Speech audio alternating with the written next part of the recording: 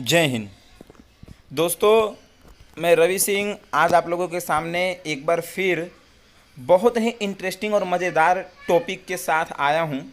और आप लोगों को पता है कि जिस हिसाब से ये दुनिया चल रही है, जो मॉडर्न सोसाइटी है, वहाँ पे इंग्लिश एक बहुत ही ज़रूरी वाक्यांश बन गया है।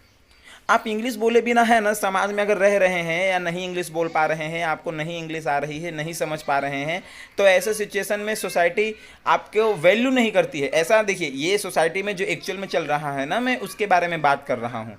तो मैं आज आप लोगों से अपना पर्सनल व्यू, अपना पर्सनल एक्सपीरियंस शेयर करना चाहता हूँ कि कैसे मैंने इंग्लिश सीखा है। एकदम प्रैक्टिकल तरीका, कुछ करना नहीं है, जो भी करना है मैं यहाँ पर आपको जिस हिसाब से आर्टिकल लिखा हुआ और उसको मैं बोलूँगा या समझाने की कोशिश करूँगा आप लोगों को, बस आपको उसे फॉलो करना है और आप बहुत ही आसानी से इंग्लिश सीख सकते हैं। बहुत सारे स्टूडेंट्स को प्रॉब्लम्स होती है इंग्लिश बोलने में, लिखने में या समझने में।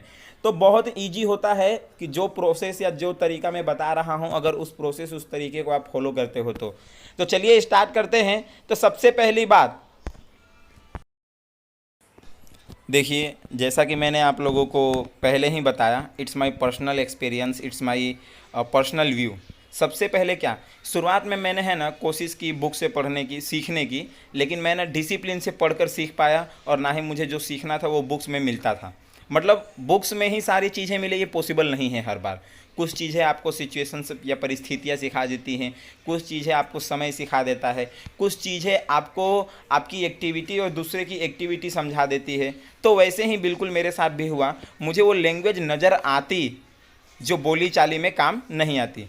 फिर क्या हुआ, फिर मैंने वेब सीरीज़, मूवीज़ देखना शुरू किया। शुरुआत की जो मूवीज़ मैंने देखनी शुरू की वो हिंदी में, बट इंग्लिश सबटाइटल में। होता है ना, कोई कोई मूवी हिंदी में चल रहा होता है लेकिन उसके नीचे इंग्लिश लिख कर आता है, तो हिंदी में जो भी बोल रहा होता है उसका नीचे इंग्लिश ट्रांसलेशन होता है।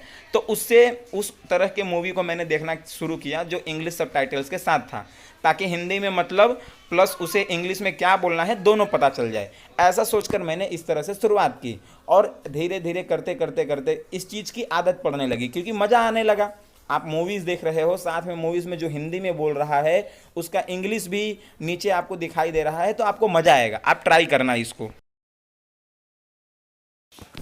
जब धीरे धीरे मुझे इस बात की आदत पड़ने लगी कि हिंदी का साथ साथ में इंग्लिश देखकर पढ़ने का मज़ा जब आने लगा, तो उसके बाद मैंने इंग्लिश मूवीज़ और एपिसोड देखना शुरू किया, वो भी विथ सबटाइटल्स। सबटाइटल्स मतलब क्या, कि इंग्लिश मूवीज़ में जो बोल रहा है ना, उसका हिंदी सबटाइटल्स, या इंग्लिश मूवी में जो बोल रहा है उसका इंग्लिश, यानी कि बोल अगर इंग्लिश में रहा है तो नीचे हिंदी में लिख कर आएगा। फिर मैंने वो देखना शुरू किया।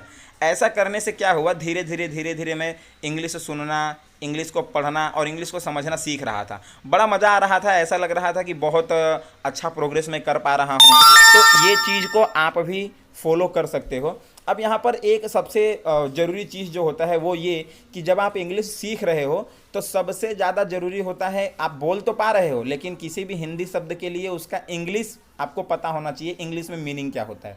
तो आपको अपनी वोकेब्युलरी स्ट्रॉन्ग करनी पड़ती है, और वोकेब्युलरी स्ट्रॉन्ग करने के लिए आपके सामने कोई भी शब्द अगर हिंदी आता है तो आप अपने मोबाइल में यू डिक्शनरी एप्लीकेशन डाउनलोड करके रखिए। यू डिक्शनरी एप्लीकेशन वैसे तो डिलीट किया जा चुका है प्ले स्टोर से, क्योंकि वो चाइनीज़ ऐप था। दूसरी कोई भी डिक्शनरी आप चालू करके रखिए जिसमें हिस्ट्री सेव होती हो, यानी आपने कोई अगर वर्ड का मीनिंग सर्च किया है तो वो ऑलरेडी उसमें सेव हो जाए अपने आप ही, ठीक है। और कोई भी ऐसा मीनिंग देखो तो आप तुरंत डिक्शनरी में जाके उस वर्ड को सर्च कर लो और जो भी उसका मीनिंग है आप जान जाओगे। इस तरीके से डिजिटली आप एकदम मज़े करते करते इंग्लिश सीखेंगे, बहुत मज़ा आ जाएगा। अब क्या हुआ, अब फिर मैंने क्या किया कि ये सेम चीज़ यूट्यूब पर भी मैंने किया। मुझे जो भी सीखना होता था, अब मैं अब देखो सही से बोलो तो, क्योंकि मैं थोड़ा सा टेक्निकल हूँ, तो मैं कोशिश ये करूँगा या मैं आपको ये सलाह देना चाहूँगा कि आप भी थोड़ा टेक्निकल बनिए। अगर आप भी टेक्निकल हैं तो आपको ये डिजिटली सीखने में बड़ा मज़ा आएगा। मैं जो भी सर्च करता इंग्लिश में वीडियोस देखता। अब इससे क्या होता कि मेरे को ऑलरेडी आदत पड़ी हुई थी, इंग्लिश सीखना था मुझे, ज़रूरत थी मेरी। और ऐसे में मेरा सच बोलूँ तो इंग्लिश बहुत वीक था बहुत पहले, लेकिन अब मतलब मैं ये नहीं बोल रहा हूँ कि बहुत 100% फिक्स कन्फर्म बहुत अच्छा ही है, लेकिन अच्छा है। इंग्लिश बोल सकता हूँ, पढ़ सकता हूँ, समझ सकता हूँ, लिख सकता हूँ, और एटलीस्ट इतना तो इंग्लिश में आना ही चाहिए। तो मैं क्या, जो भी सर्च करता यूट्यूब पर उसको, उस वीडियोस को इंग्लिश में देखता, और ऐसा करने से एक चीज़ तो फिक्स हो गई थी कि इंग्लिश में मज़ा आने लगा था, और आपको भी मज़ा आएगा। ये बोरिंग सब्जेक्ट जो किसी को लग रहा होगा ना, तो उसको भी इंटरेस्ट आ जाएगा, ऐसा ये है, बड़ा मज़ा आएगा। फिर मैंने क्या किया, लेकिन सब कुछ मैं सीख रहा था, उसके बावजूद भी बोलना जो है बच जा रहा था, मैं बोल नहीं पा रहा था। मैंने कई सारे इंग्लिश स्पीचेस सुने, सॉन्ग्स और पोयम। अब ये सब देखो, ये सब क्या है, ये सब सोशल मीडिया है और एंटरटेनमेंट की जो चीज़ें होती है ना, तो जब भी आप उसको देखते हो या मज़ा आता है आपको, या फिर जिस चीज़ में आपको इंटरेस्ट हो, उस चीज़ में इंटरेस्ट होने की वजह से आपका राइट माइंड ओपन होता है, और राइट माइंड जिसका ओपन हो उसको चीज़ें बहुत जल्दी याद होती है। तो याद हो जाती है, तो चलते फिरते वो स्पीचेस बोलने लग गया। वो स्पीचेस जो भी मैं सुनता, ईयरफोन या हेडफोन लगा लेता, और चलते फिरते कहीं भी गार्डन में वॉकिंग किया या जो भी चीज़ें हुआ, वो स्पीचेस बोलने लग गया, जिससे मेरा एसेंट अच्छा हो रहा था। एसेंट मतलब उस इंग्लिश लैंग्वेज पे पकड़ अच्छी बन रही थी, मैं अच्छा बोल पाने की कोशिश कर पा रहा था। सबसे बड़ी बात, ये सब सुनना, पढ़ना, समझना और बोलना, इन सब में मुझे धीरे धीरे फिर वो मतलब एक चीज़ होता है ना, जैसे एंटरटेन हो जाना, तो वो मज़ा भी आने लगा था सुनने में या पढ़ने में या समझने में या बोलने में। सेम थिंग्स आपके साथ भी होगा, अगर आप रियलिटी में सच में सीखना चाह रहे हैं या समझना चाह रहे हैं इंग्लिश को, तो आपको ये चीज़ करना है, और करने में वो बहुत मज़ा आएगा, और आपको अपने आप इंटरेस्ट आने लगेगा फिर इस चीज़ में।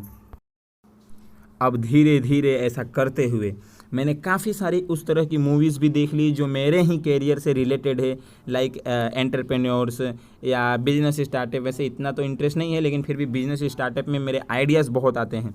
स्पिरिचुअलिटी, थोड़ा सा माइंड रिलैक्सेशन के लिए इट्स एक्स्ट्रा, इस तरह की वीडियोस मैंने देखना, थोड़ा टेक्निकल वीडियो, और ऐसे करते हुए यानी इंग्लिश के चक्कर में, इंग्लिश में कंटेंट कंज्यूम करके मेरा जो नॉलेज था वो भी इंक्रीज़ होने लगा। मैं कोई भी कंटेंट भी जो है करता तो वो इंग्लिश में कंटेंट करने लगा। कोई मेरे को आर्टिकल लिखना होता तो वो मैं इंग्लिश में आर्टिकल लिखने लगता।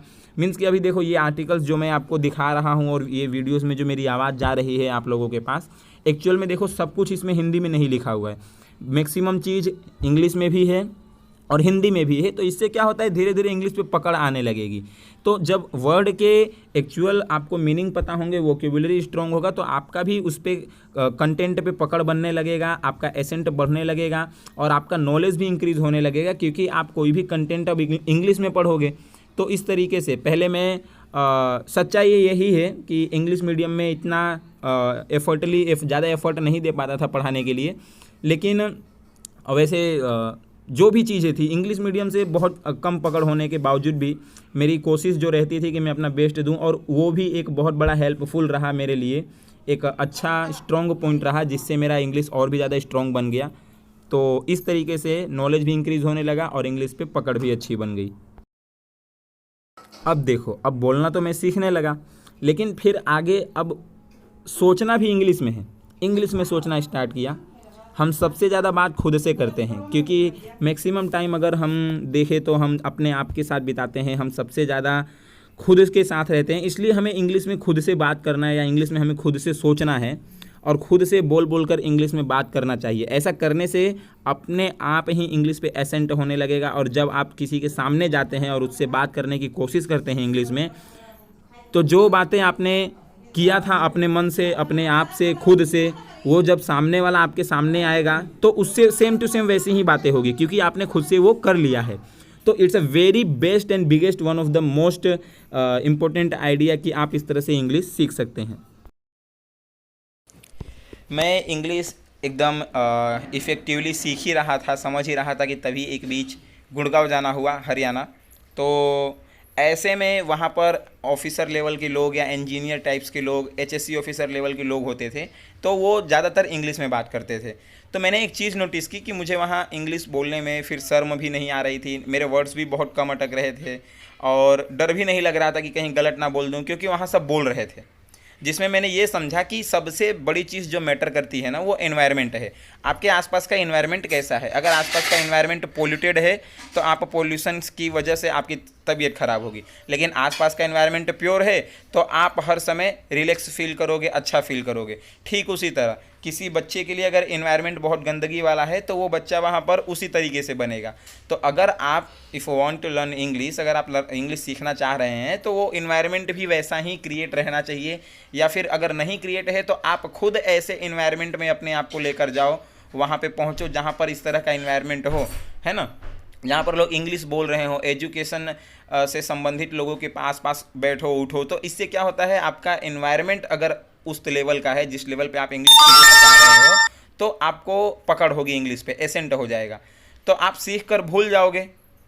अगर इन्वायरमेंट नहीं है तो आप सीख कर भूल जाओगे, लेकिन इन्वायरमेंट ही सबसे ज़्यादा मैटर कर रहा है, और उस इन्वायरमेंट में हो तो आपको हमेशा वो याद रहने वाला है।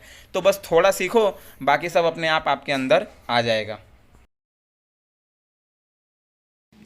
सबसे बड़ी बात होती है ना किसी चीज़ को महसूस करना। जब आप किसी चीज़ को महसूस करते हो तो वो आपके लिए एक बहुत बड़ी पॉइंट हो जाती है।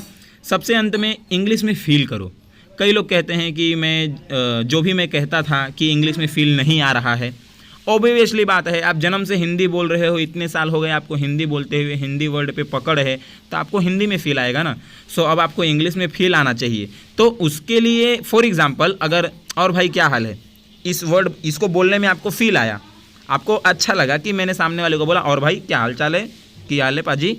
लेकिन हाउ आर यू ब्रो अगर मैं ऐसा बोलूँ, है ना, तो इसमें फ़ील आपको आना चाहिए। और भाई क्या हाल है की जगह अगर आप बोलते हो हाउ आर यू ब्रो, तो इसमें ये फ़ील अपने आप आने लगेगा, लेकिन इसके लिए आपको फ़ील करना पड़ेगा। मैं नहीं उसने तरह गाली प्यार इज्जत ये सब हिंदी की बजाय इंग्लिश में भी फील करो। कोई आपको गाली दे रहा है, आपको प्यार दे रहा है, इज्जत दे रहा है, ऑनेस्ट है आपके प्रति, ये सब इंग्लिश में फील करो कि क्यों है ऐसा, और मैं भी अगर इंग्लिश में बोलूँ तो क्या रहेगा।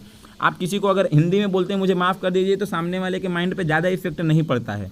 लेकिन जैसे ही आप बोलोगे I am so sorry please, इतना आप बोल देते हो तो सामने वाले को लगता है कि वाह कितना बड़ा शब्द बोल दिया, लेकिन उसी वही चीज़ हिंदी में उसको नहीं फील होता है। तो क्योंकि सामने वाला भी अब मॉडर्न ज़माने में हो गया है, वो ऐसे समय में जी रहा है जिस समय में इंग्लिश के वर्ड्स को तवज्जो दिया जाता है। मैं मानता हूँ हिंदी हमारी संस्कृति है और सनातन है, और लेकिन उसको भूलना नहीं है, समझ रहे हो ना, इंग्लिश को फील करना है। तो इंग्लिश में भी फील करो, जो कि करने से नहीं एक टाइम के बाद अपने आप आता है, ये अपने आप फील नहीं होने लगेगा। एक समय ऐसा आएगा जब आप ऑलरेडी सीख रहे हो तो अपने आप एक समय ऐसा आएगा कि आप सब कुछ इंग्लिश में फील करने लगोगे। फिर आपके लिए इंग्लिश के सेंटेंसेस बोलना एक ज़रूरत नहीं, एक आदत बन जाएगी। मतलब अपने आप ऐसी आदत की जो छूट नहीं सकती, क्योंकि आप उस सेक्टर में घुस चुके हो पूरी तरीके से, क्योंकि आपने इतना ऑलरेडी मेहनत कर लिया है, तो आपको उसको छोड़ने का मन भी नहीं करेगा कुल मिला जुला के, समझ रहे हो। तो अपने आप इंग्लिश में आपका पकड़ बन जाएगा। देखिए एक छोटा सा रिक्वेस्ट भी है आप लोगों से कि अगर इस पोस्ट से आपको कुछ सीखने को मिला, कुछ जानने को मिला, और आप बहुत अच्छे तरीके से समझ सकते हो इंग्लिश को, तो इस वीडियो को लाइक करिए, और मेरा हौसला बढ़ाने के लिए आप इसको ज़्यादा से ज़्यादा शेयर कीजिए। जिन भी लोगों को ज़रूरत है उन लोगों तक पहुंचाइए, ताकि वो लोग भी इस तरह के काम कर सकें और इंग्लिश सीख सकें। और वैसे भी सबके पास आजकल मोबाइल अवेलेबल हैं, तो सबको सीखना पॉसिबल है ही, ठीक है ना। So finally best of luck आपको इंग्लिश सीखने के लिए, and thank you so much for watching this video. मिले